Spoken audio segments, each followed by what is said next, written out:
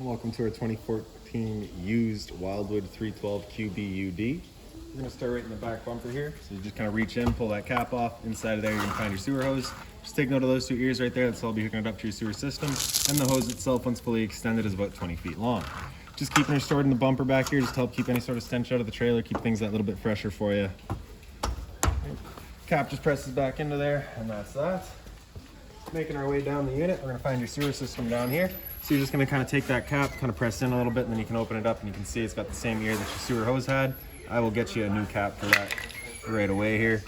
So for dumping it out, up top here, if you kind of reach up in there a little bit, we got a black valve there. Right in the front, we got a gray valve here. So that black valve is controlling your black tank. Black tank is filled from your toilets. That's going to be your dirtiest water. So we'll dump that first. Once that black tank's done, we'll come to the gray. We'll dump that last just to help keep that hose as clean as possible. Up from there, we got this little port right there. So as you pop that open, you're going to find a little metal tab down in the bottom corner there. It'll line up with that notch here. You're going to kind of press it in, give it a little 1/8 turn, that'll lock it into place, and then you get the threaded collar in the back there to really lock it down. Following the cord back, you're going to find a standard 30 amp end there. Most campsites are going to have that. You can just plug straight on in and you're good to go. We do also provide you with a park adapter, so if you're looking to go from a 30 amp down to a 15, so you can plug into your standard household outlet, you've got the power to do so. Up from your sewer system, we've got your freshwater connection on the right here. So you'd be taking your water hose, plug it into there, turn on the water, and that'll fill up your freshwater tank. I'll show you the drain in just a second here.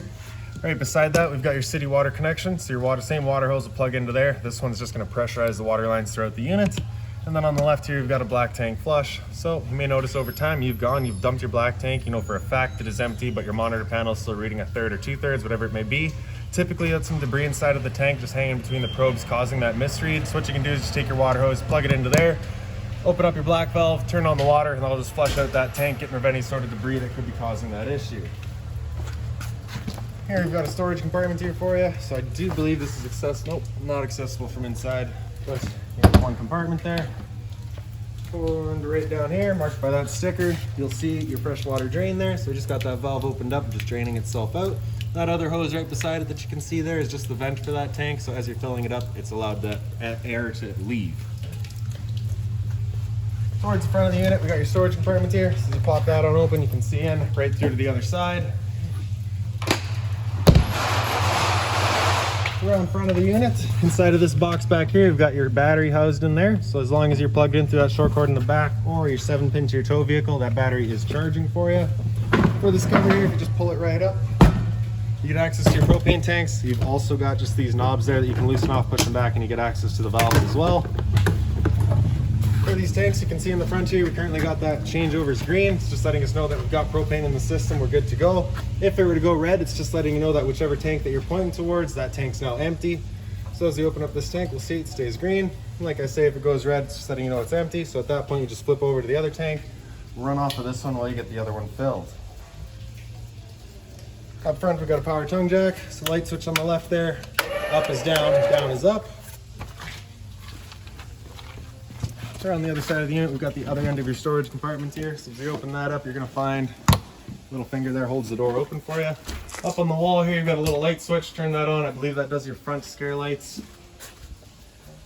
And then the light switch up on the wall just has its own little switch on it. I do provide you with a water hose as well as that park adapter I was telling you about. So your 30 amp cord into there, 15 amp to a standard household outlet. Charge your batteries, run your fridge.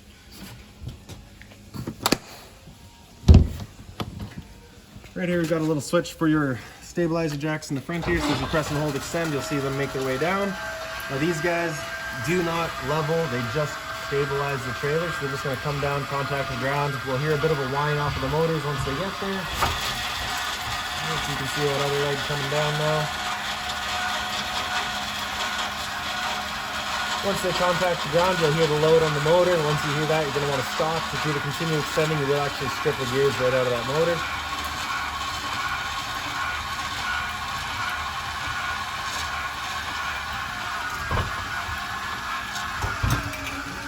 And that's that. Right. Up from there, you're going to find a little leveler there installed by the previous owner. Towards the back, we've got 2 exterior speakers here. Right in between them, we've got your stove vent. So of course, propane stove is putting off fumes whenever you're using it. So you just want to make sure these 2 tabs here on the side are loosened off, allowing this flap to open up so our fan inside can evacuate our fumes. Down from there, you're going to find your hot water tanks. Just that keyway there pops on open. Turning it on with electricity, you got a little switch down in the bottom corner there. Turn that switch on, fires it up on electricity. For turning it on with propane, you've got a switch inside of the unit. Once we get there and do turn it on with propane, I'll go over a reset procedure, and the button that I'll refer to is just right here. Before you ever turn it on though, you just want to hit this relief valve. Make sure you get that shot of water coming out of there. That shot of water coming out is just letting you know that this tank is full. You're safe to fire it up. You're not going to burn anything up by doing so. If you don't get any water out of there, you just want to make sure your water system's turned on and you do have it full first. And we're just going to line up that keyway, lock it back down, and there you have it. Right here is just a service port for your fridge. Nothing back there for you to worry about. Down here below it is your exhaust for your furnace. So you just want to make sure that's not blocked off. It does get hot. Another step back, we've got a GFI protected outlet, as well as your cable and satellite outlet. Right beside it is a TV mount, so if you want TV outside, you got the power to do so. Low point drains are just right kind of back here, so if you look through the fender here, actually you can see them a little easier. You've got a hot and a cold line there with a little cap at the end. You just unthread that cap, it drains out the water system. Purpose of that would be if you're leaving the trailer for a while, you don't want your water going stale or stagnant, you can drain it all out. Or before winterizing the unit, you can get all the water out before pumping antifreeze through. And we got your exterior kitchen here, so we're just gonna pop these guys all out and open. And then it got its own gas strut, so it kind of shoots out at you. Up top here, you get a little light on its own switch there. Some storage here, as well as on the end. GFI protected outlet, as well as a 120 volt fridge, so you do need to be plugged in for this fridge to work. Well, that is a bit more storage. Hot and cold water at the sink.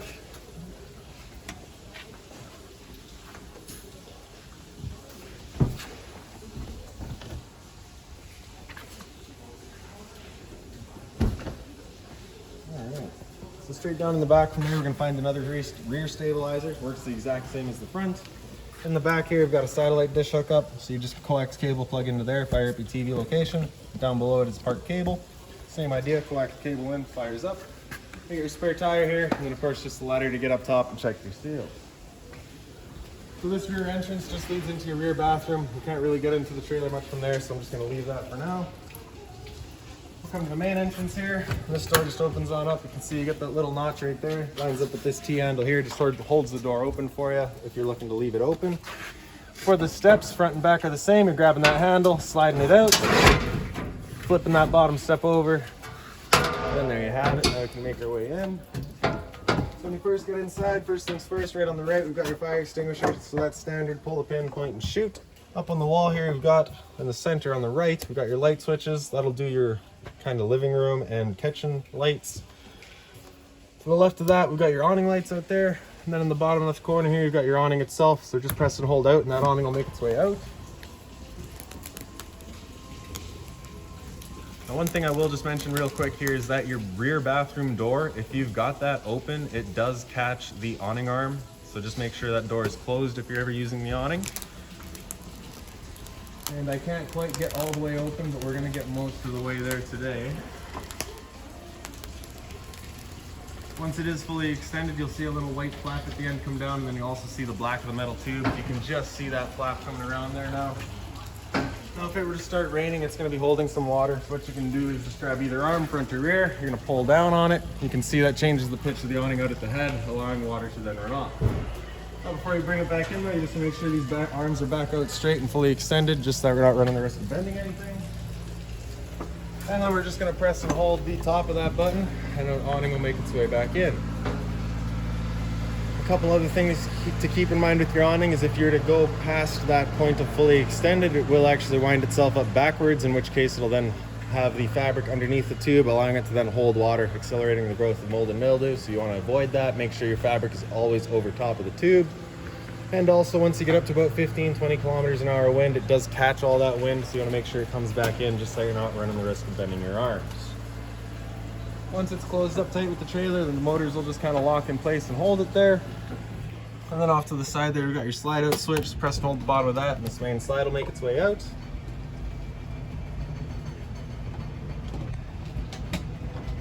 So once that slide's fully extended, we're just going to hear some clicks from the motors letting us know that they've reached their stall. Once you hear that, you're going to want to stop.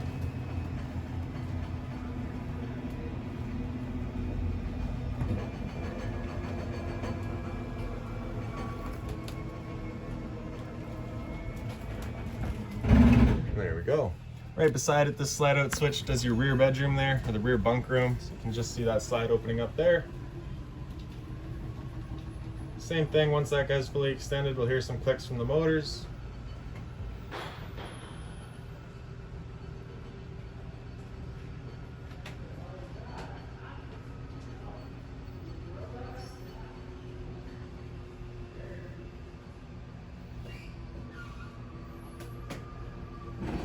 And there we go.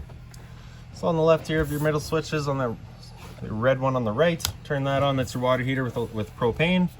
So once you turn that switch on, that little red light there is going to come on, letting you know that the ignition sequence will start. Once that sequence is started, that light will go out. It'll try that 3 times. If after the 3rd try it hasn't fired up, at that point that light will come on and it'll stay on. At that point we'll be going and using that reset button that we'd shown you. Stood right here, you can hear the click of the igniter, and then you can hear the whir of the flame. We know that tank's good. On the left, we've got your water pump switch. Just turn that on. Turns on your water pump, drawing out of your fresh tank to pressurize your lines. And then up top, we've got your monitor system. So on the left, we got your battery. So we're currently C for charging. Because we're plugged in, we're currently charging. G would be good, F is fair, L is low. For your fresh tank, as you fill that up, it'll go to 1/3, 2/3, and full. Same idea for your black, your gray 1, and your gray 2. So now we'll just make our way into the bedroom here real quick. So the light's just on its own switch there. You also get a little reading light above each head. Closet spot on the side here, as well as the storage up top. Identical storage on the other side. You also get the power outlet on the other side there. For the emergency exit here, you're pulling that red tab to get rid of the screen, taking this handle here, throwing it outside, hopping on out. The pocket doors here, so they're just on their little travel straps there. You're just going to unclip it and then you can slide them. Simple as that. Same thing on the other side. From over here, you just pick up the foot of your bed. You do get access to a little storage compartment there, as well as a little drawer back here. Pretty sure I'll block it from you. There we go. Same emergency exit here, red tab, and then the handle outside. Carbon monoxide alarm is straight up from there, so you can see that works. We'll go again, and that's that. All right. It's your entertainment station here. So TV, of course, pretty straightforward. Straight down below that for your stereo, again, pretty straightforward. Power button there turns it on. The only real difference here is that you've got your speaker sets A, B, and C. So I believe your speaker set A is your inside set. Speaker set B is, I think, blank, and then C is your outside set. The B and C could be backwards. Don't quote me on that. All right, and then really beyond that, pretty straightforward. Power button turns it back off. Down below that, you're gonna find your power outlet on the left over there. And on the right side here, we've got your antenna outlet in the middle here. That's hooked up. You just get a little button in the back there. As you turn that on, you get that little red light, just letting you know that your antenna is turned on. That will also help clear up your stereo signal. Beside that, we've got your cable and satellite outlets. I see it all too often where people leave this antenna on and then their battery dies. So just keep that in mind when you're shutting down the trailer. Little storage there, as well as by the entrance. Didn't show you that. Around the end here, you get all your drawer space. And then down in the bottom, you've got all of your remotes, all of your owner's manuals, anything like that for the units, just right in there. Above the sink, you get the little light there, again, it's its own switch. The sink has, of course, hot and cold water with the shower head feature. The sink covers are made out of the same material as your counter, so you can put something like a pot or pan on there if you needed to. Storage down below the sink, just being mindful of our drains. We, of course, don't want to be breaking any of that. Your microwave up top here, it's pretty straightforward, just like home. Down below that, we've got your stove vents, so we got your lights as well as your fan. So this is that fan that you want turned on to evacuate our fumes. Bifold cover just flips on back, sits in place. Then we can take our knob, turn it over to light, hit it with a sparker, and it fires right up. I will just say that the first time you go to use your trailer, especially if you've been away from it for a while, it will take a minute just to fire up your propane system, just because it's got to clear the air out of the lines. It's perfectly normal. Once we're done, you can turn it off, flip it back down. And then for your stove, you're going to turn it over to pilot, press and hold, grab a lighter, and then right in the back there. Again, just as soon as it clears the air out of that line, that pilot light will get going for us.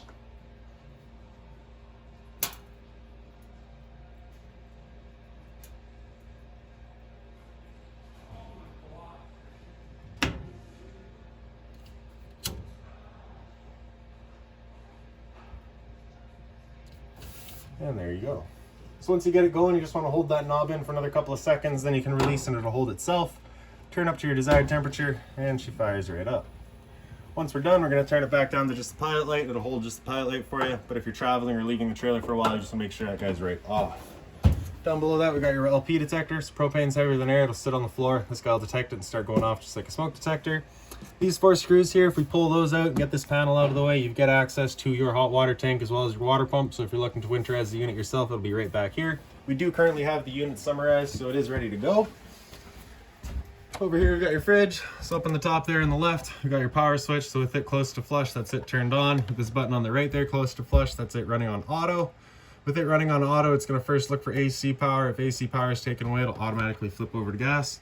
And if you're out boondocking and you want it running solely on the gas, just have that button come out and it'll fire up just on gas. If that check light there were to come on, it's just letting you know it hasn't fired up. At that point, just off and back on to reset it. Freezer up top and fridge down below. And as the sticker in the back there says, that slider is up is colder, down is warmer. Return air for your furnace just down below that. And we get kind of your pantry space on the side here with all the drawers. And then down below that, we've got your converter. So if you just press the top and center there, she'll pop on open. We get all of our breakers down the middle. Whenever a breaker breaks, it's going to sit in the middle. So just turn it off and then back on. And then on the right side, we get all of your fuses. Whenever a fuse pops, you'll get a little red LED right beside it, letting you know exactly which one went. And then we'll just go through the dinette here real quick. So you get the little light up top there. It's just got its light on the side. This table here, you're just going to kind of wiggle it up. And then you can see you've got kind of the little ledges that it would sit on. You take your back cushions to fill in the center, create a bedding area. This light in the center here just has a little button on the right side, or the left side, sorry. And then the light over the couch is just on its own switch there. You get the storage across the top of the couch as well. Emergency exit back here. You're just going to take these latches, flip them up, swing out the window, hop on out. For the couch, if we take the back cushions and throw them off to the side, pick up the base here, pick up the back and fling that around. There's a blow up mattress for it, and that's your bed. Once you're done, you're just going to flip her back over and place our back cushions back into place.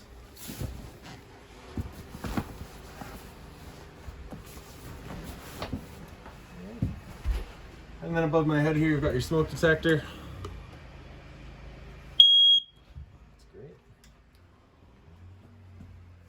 Now on the back wall here, we've got your thermostat. So if we press that bottom mode button there to turn it on. Fan speed, auto, typically that's where you're gonna leave it, just leave it in auto. Unless of course you're just looking to move some air, then you can select your high or low fan just based on what you want. And that'll just move some air around, there's no cooling involved in that. Like I say, you're typically just gonna leave it in auto though. Hit that mode again, it'll come down into cool, temp selection with the plus minus there, and that'll fire up the air conditioner. So with your AC going, you basically got 2 different options. You can have this louver here closed, in which case we're using all of our ceiling ducting to move our air, or you can open it up and it just dumps all of its air into the living room here. So when you first get out to your campsite, you want that open, cool off this area as quickly as possible, and then close it off to start moving the air throughout. After cool, if we hit mode again, it'll come down into furnace. It'll turn off the air conditioner and turn on the furnace. And the furnace will be moving its air through all of our floor registers. Hit mode again after furnace, it'll cycle down into off and then just cycle back around. In the hallway here, you just got a little light there. You got your closet space here as well. A little drawer down below that. This is filled with all of your vacuum stuff.